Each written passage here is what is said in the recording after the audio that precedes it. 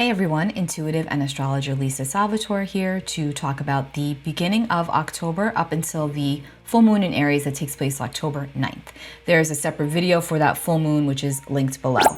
So in this video we're going to talk about the energy as we start off the month of October and build up towards that full moon. We have a lot of what I call changing of the guides for this month, the planets being the guides. And as things in the sky shift, you know that our perspective shifts along with it, and also our emotions and also circumstances. First things first, be sure to subscribe and smash the bell icon because number one, it really helps me to grow my channel, and number two, you will also be notified as I upload new videos. Also sign up for my newsletter, lisasalvatore.com. I send out weekly forecasts, more detailed day by day, that goes out via newsletter. So be sure to sign up for my newsletter, and you'll also be able to see events and blog posts, lisasalvatore.com. Okay, so October starts off, really intense. Are we surprised? We've got Saturn and Uranus in an exact square from September 30th through October the 12th. This is pressure cooker energy, especially if you are a fixed sign, which is Taurus, Scorpio, Leo, Aquarius, especially if you've got planets and points between, 16 degrees and 20 degrees of those fixed signs. You are definitely going to be feeling this energy. It is going to feel, like I said, a bit of a pressure cooker. You're going to be feeling jumbles. It's going to feel intense. You're going to feel maybe slightly confused or like you just can't seem to get ahead. You may want to break free, break out, feel restricted. That's Saturn and Uranus. Now we are all collectively feeling the Saturn square Uranus in the way of restriction and freedom, the old versus the new, okay? So there's definitely this energy of blockage that could be felt. But again, it's gonna be more strong if you have anything between 16 and 20 degrees, especially around that 18th degree of Taurus, Scorpio, Leo, Aquarius. So if you fall into that category, just take it easy the next couple of weeks, okay? You're going to be stressed. Your body is going to be stressed. Your mind is going to be stressed. Your soul is going to be stressed. Don't take it lightly. Honor it, okay? It is not easy. Not easy for anybody, but especially if you're very fixed. Okay, so the beginning of October, collectively speaking, definitely brings in a feeling of abrupt departures and ruptures of things that are not working. And if you can't do it just yet, the energy will be such where you are going to want to do it and you're going to be working towards that. And it's going to feel very intense, very constrictive. So look at everything that's coming up for you to show you what needs to shift in your life. We also have eclipses coming up again, okay? We've got the Solar Eclipse New Moon in Scorpio that takes place October 25th. And then we've got the Lunar Eclipse Full Moon in Taurus, which takes place on November the 8th, okay? So the intensity is really beginning to build. It is already intense, but it's building. But it's building towards resolution. It's building towards climax. So pay really close attention to what is coming up for you around this time, especially by way of what's really grating on you, what's really aggravating you, also what's really supporting you. It's important to take stock of all of this right now. Now, Mercury is going to station direct finally on October the 2nd, 5:08 a.m. Eastern Time to be exact. Now, when Mercury stations direct, it typically brings with it clarity of mind, clarity of thought, feeling like we can breathe again, things can begin to really move forward.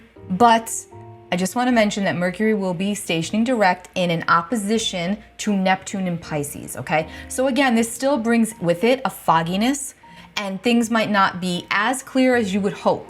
So if you're still not feeling, and it's not going to be an immediate, oh, Mercury's direct, it feels wonderful, it usually does not work that way. But even more to that point, because Mercury's stationing in an opposition to Neptune, it could feel confusing. It could feel very emotional. It could feel very soggy, especially if you've got strong mutable energy, Gemini, Pisces, Virgo, Sagittarius, okay? You may feel extra emotional, extra sappy, extra confused, extra like, why don't I feel clear yet? This is likely why. Again, take it easy, go easy on yourself, allow it to settle, allow the energy to settle. You will feel it when it does. But there's still tension here, even though Mercury is stationing direct. Now, September 29th, Ceres is going to enter the sign of Virgo. Ceres is the goddess of crops, grain, and agriculture, okay? She also speaks to issues of nurturance, the way that we nurture ourselves and the way that we nurture others, and also the way that we feel we are nurtured or are not nurtured or were not nurtured or were nurtured, okay? So Ceres rules over a bunch of different things.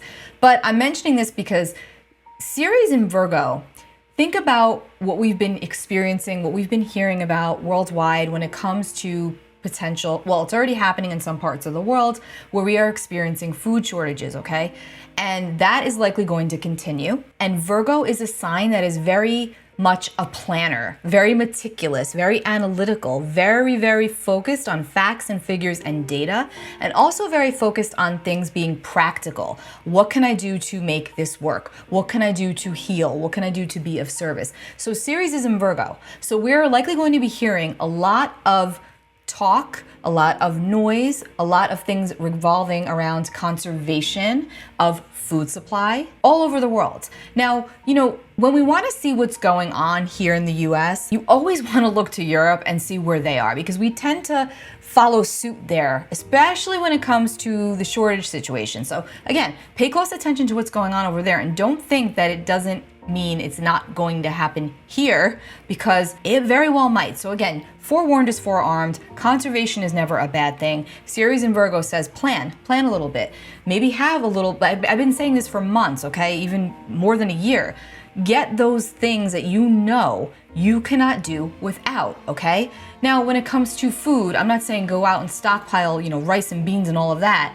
I know a lot of people do that, and that's great, but you want to think, and maybe because it's Ceres in Virgo, and Virgo is the sign of health, and I also have a certification in nutrition, so I am very big into this. But when you're thinking about conservation and you're thinking about foods that go a long way, yes, of course, you're thinking shelf stable. But more than that, you want to think about satiation. Because if for some reason you can't get to the store, or you don't have what you need and you're starving, whatever the case may be, yeah, okay, rice and beans are going to go a long way, right? But you want things with fat content, satiation. Think like coconut butter, peanut butter, things like that go further. It's more bang for your buck. Anyway, I'm rambling. I'm doing a digression here. But point being, Ceres and Virgo, we're likely going to be hearing more about this, okay? And especially when it comes to grains. Then Pluto will station direct on October the 8th. Pluto has been retrograde since the end of April.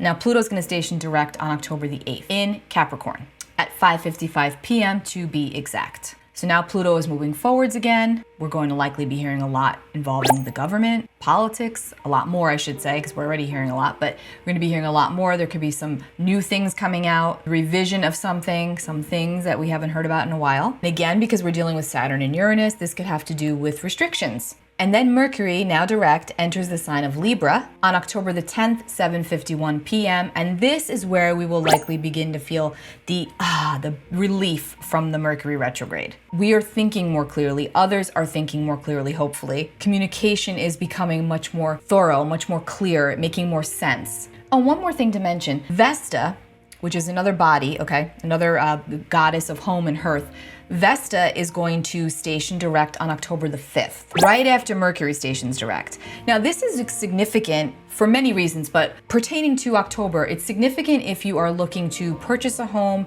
sell your home, anything having to do with real estate, because while Vesta's retrograde and also Mercury at the same time, especially if it falls in your 4th house of home, which again, you'd have to look to your chart. But while Vesta is retrograde, that kind of home situations can be thwarted. The home situations could be delayed. But when Vesta stations direct, and now Mercury is direct, you may start to see anything having to do with home sales, selling your home, putting your house on the market, refinancing, anything of that nature having to do with the home will start to move forward again. So that's basically the beginning of October. Again, a lot of energy. There's a lot going on. Take really good care of yourself. Take care of your physical body. Do what you can do and use all of your practices, which hopefully you have several by now, that ground you, that calm you, that keep you in your center, that keep you here so that you don't spiral and that you don't spin out, because there is so much going on out there, as we all know, and it is way too easy to get sucked down the rabbit hole of negativity and despair. We are all feeling it, so we must do what we can to keep ourselves in a good space, even for those moments each day. Listen to music, not sappy music, happy music. Spend time with the little ones in your lives, whether they're yours or relatives or your friends' children, whatever, because children tend to make us think more clearly because they don't have the bias that we do, and they just say things as they see it. And they're so intuitive, and we can really learn a lot from being around them. Plus, they help boost creativity. Get outside. Nature is medicine. Even a 10-minute walk does wonders for the soul. But yes, do what you can do to keep your vibration up, to keep yourself up. There are going to be times when you need somebody to help lift you up, and then there are going to be times where you're going to be the one called upon to lift up another. It's just how it works with energy. Take really good care of yourselves. Again, I've got the full moon in Aries video linked below. Take care. Bye.